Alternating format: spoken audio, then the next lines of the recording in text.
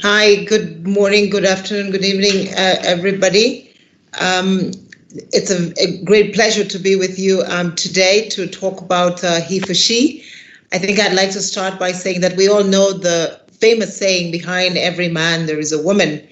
And so that was the she for he saying, but we didn't sort of talk about it a lot as a she for he. We do now need to talk about the he for she because women have done that for a very long time, but there have also been a number of women that have been ahead of the curve and have done very important things on the continent and globally as well. However, as we celebrate the Beijing Plus anniversary and we look back at how much we have achieved and where women are, particularly on our continent, we know that we are not nearly where we would like to be. An enormous amount of progress has been made, but a lot more needs to be done.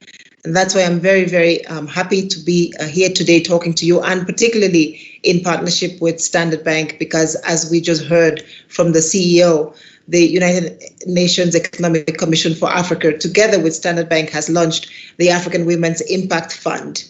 And I want to start from the reason why we decided to do the African Women's Impact Fund was to do something a little bit different, was to say, let's start at the top. Let's see whether we can put a few more women at the top that are decision makers, because we know that the minute women become decision makers, a lot of what we are struggling for and with at the bottom of the pyramid can become slightly easier. I think last week we all saw and watched in the United States as Ruth Bader Ginsburg was celebrated. Having a woman on the Supreme Court changed quite an amount of laws and rules in the United States, and many studies that have been done by the World Economic Forum, by the World Bank Group, by the IFC, by the United Nations Economic Commission for Africa, the African Union, all show that when women lead differently.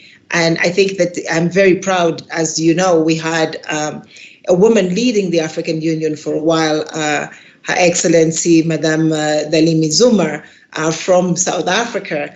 And her leadership as a woman was able to change the way women particularly were involved in the peace process. And being able to provide that leadership and that space for women to be in front of saying, yes, we can actually have, after 25 years, peace in DRC. But it takes a woman to be able to say, let's do this. And that's why we need women at the top. We need women at the top in politics. We need women at the top in peace building. But most importantly, we need women at the top in economic empowerment, because that is where we are still very far behind. The World Economic Forum report shows that at the pace at which we're going, with all the progress that we have achieved so far, if we continue at the same pace, we will only achieve gender equality in 100 years. None of us will be around then, so we may have another 100 years to take. We don't want to take that bet. The United Nations, under the leadership of the Secretary General and the Deputy Secretary General, have launched a decade of action. Decade of action meaning how soon and what can we achieve between today and 2030? Can we actually meet some of the goals? SDG 5, gender equality, is one of those important goals. Actually, I dare to say, as do many, that if we can achieve SDG 5, a prosperous Africa is much, much more within our reach. We know that SDG 5, which is the SDG for gender equality, is the SDG that then talks about our health, our education, our societies, how we manage them in a more resilient way. But to do all those, women need access to finance. To do all those, women need to be part of the financial system that decides how we produce, what we produce in a sustainable way, and how we consume and how we manage our health. And I think that's why women in economics, women in finance, women in business, women who are active in this field, and why the leadership of Standard Bank on this issue is particularly important. Because if we can give women a certain amount of autonomy in their finances, if we can give them additional access to finance, we know that we begin to create more prosperity.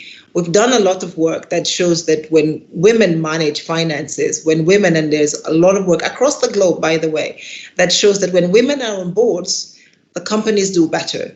That shows that when women manage financial resources, they manage them more effectively, and they think about the environment and nature as they do that. So I think as we meet today and we talk about the he for she, we want to first of all thank the he's that are allowing us to be able to do this. We want to thank the he's so that we can continue to stand side by side with them. And I think it's particularly important because to have a productive and friendly he for she, we need to talk about and continue to emphasize that we're talking about equality and not talking about dominance. But however, because we're coming from so far back, I know there is always a conversation, well, do we give all the space to the women? No, we don't. We just bring the women to be at the equal level and at par with men. And when we talk about that, of course, how can we not talk about equal pay? I think the whole conversation around equal pay is the next phase of gender empowerment. Women today, even if they perform as well as men, and sometimes even better, do not have the same pay scales and pay grades. On our continent, this is particularly clear because most women are still attached to domestic activity or non-paying farm activity. We need to find ways of ensuring that we can actually remunerate these activities, because only then can we create, first of all, a prosperous a community, and secondly, a prosperous Africa. The only way that we can create a prosperous Africa is if we have women as equal partners. And with the COVID-19 crisis, we have seen the importance of women to our economies. They are the ones in the tourism sector. They are the ones in the services sector. They are the ones, thank God, that are at the front lines of the healthcare systems that are saving our lives and ensuring that our livelihoods can be protected.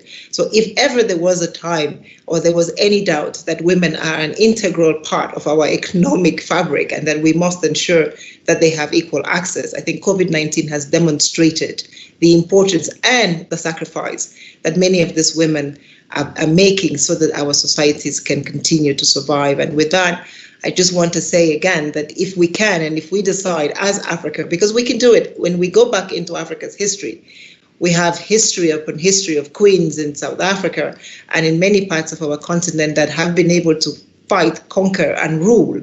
So we've seen that before, and we can do it again, and they've ruled well. So from the political space, from the leadership space, I think there is no doubt that women throughout history on our continent have been amazing rulers and can do that again. But they have also been courageous business women, and we hope that with events like this, we can continue to encourage a lot more to come into the space of being business women, and those that are in, that we can give them the tools to succeed. Thank you very much.